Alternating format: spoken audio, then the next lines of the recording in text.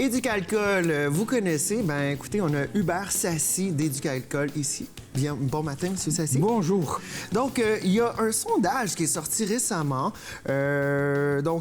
Éducalcool a sondé la population de Laval ainsi que le reste du Québec afin de constater les habitudes de consommation d'alcool des Québécois. Quelques faits saillants. 29 des Lavallois affirment avoir consommé au-delà des limites recommandées une fois par mois ou plus souvent au cours de la dernière année. 19 croient qu'il est criminel de conduire après avoir consommé un seul verre d'alcool. Et 32 des résidents de Laval jugent que la limite d'alcool pour conduire n'est pas assez sévère, donc qui est de 27 au Québec. Donc, Monsieur Sassi, on va parler un petit peu de statistiques parce que vous êtes vraiment le nez dedans, on peut dire. Là, vous avez toutes les statistiques au bout des doigts. Mais non seulement pour Laval, mais aussi faire un comparatif avec le reste du Québec. Puis ça, c'est très important, c'est très intéressant aussi. Donc, vous me disiez avant l'entrevue que Laval, il y a 2 ou 3 ans, on était dans une des très belles positions pour en 2017, il y a 2 ans, parce que c'est un sondage qu'on fait tous les 2 ans. D'accord. Dans chacune des régions du Québec. Cette année, on a fait au-delà de 6700 entrevues. Ben, nous, c'est CROP, en fait, qui l'a fait pour nous. CROP, oui. Au-delà de 6730 entrevues. 350 minimum dans chacune des régions, donc vraiment beaucoup de fiabilité. Un bon échantillonnage. Et ce qu'on a constaté, c'est que d'abord, les Lavallois se positionnent bien. Il y a 2 ans, ils étaient champions de la modération. C'était à Laval qu'il y avait le moins de consommation excessive de partout au Québec. Et d'ailleurs, j'avais été porter le trophée Éducalcool de la modération qui est resté dans le bureau du maire de Laval pendant 2 ans. Maire, on vous salue. Et là, je suis allé le porter au maire de Gaspé, parce que c'est les Gaspésiens et les Madelinots qui sont arrivés premiers, mais les Lavallois sont sur la 3e marche du podium, donc vraiment dans le top 3, ce qui est une excellente chose. Bon. Ça, c'est...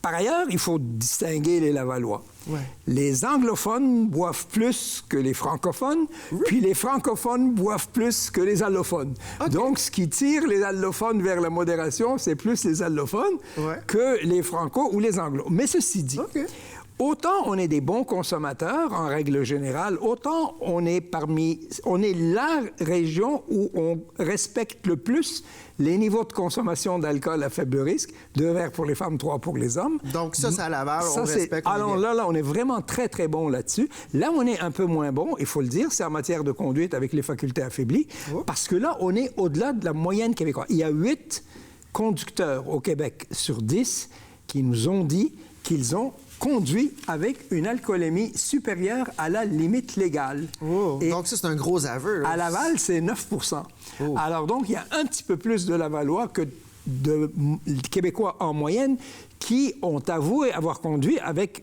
une alcoolémie supérieure à 0,08. C'est pas une très, très bonne idée. Non. C'est même une très mauvaise chose. Donc là, on a perdu quelques plumes à ce niveau-là. On a perdu un peu, pas vraiment beaucoup, parce qu'on n'était pas déjà les champions. Mais par contre, ce qui est intéressant, c'est que ça se change, ces choses-là. Il y a des régions qui avaient la réputation d'être des très forts sur la conduite avec les facultés affaiblies, qui sont beaucoup améliorées. Je prends l'exemple, la Beauce. Chaudière-Appalaches, ils étaient parmi les régions où on conduisait le plus avec les facultés affaiblies. Ils sont pris en main. Il y a eu des gros accidents qui ont beaucoup marqué l'opinion. Là, il y a eu davantage de barrages policiers. Ça a calmé le pompon à certains. Les bars et les restaurants ont fait des efforts. Ils offraient des consommations sans alcool aux conducteurs désignés. Ils installaient des éthylotests à la sortie des bars et des restaurants pour que les gens mesurent leur consommation. La prise de conscience, davantage de gens qui sont pris en main.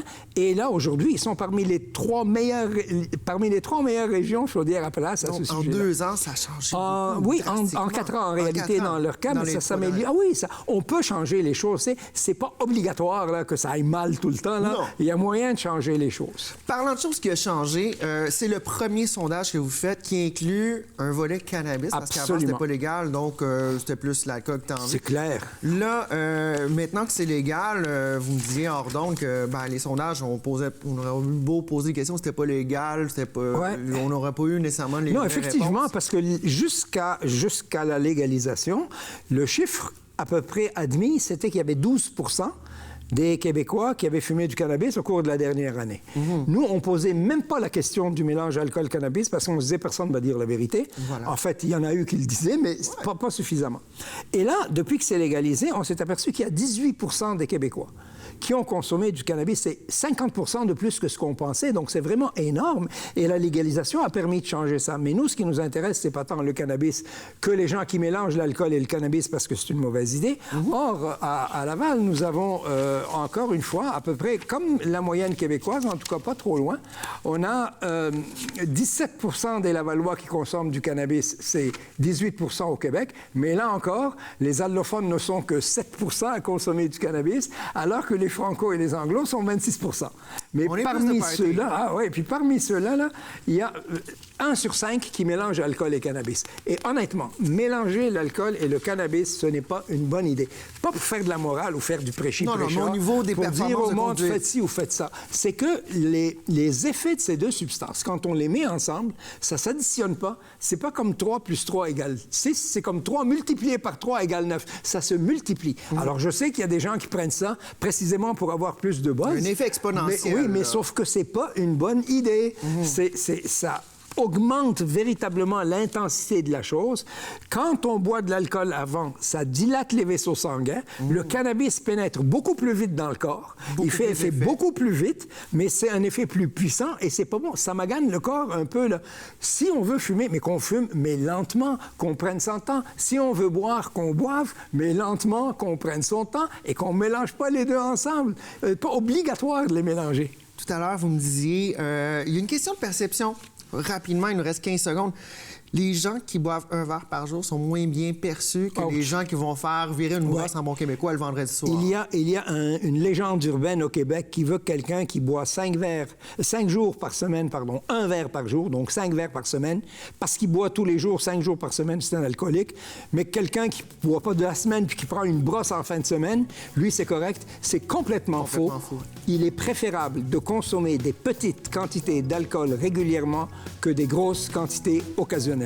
Monsieur Hubert Sassi de Éducalcool, merci pour ce point de mire qui nous rapporte à l'évidence qu'il faut consommer avec modération. Parce que la modération a bien meilleur goût. Toujours. Merci beaucoup, Monsieur Sassi. Merci.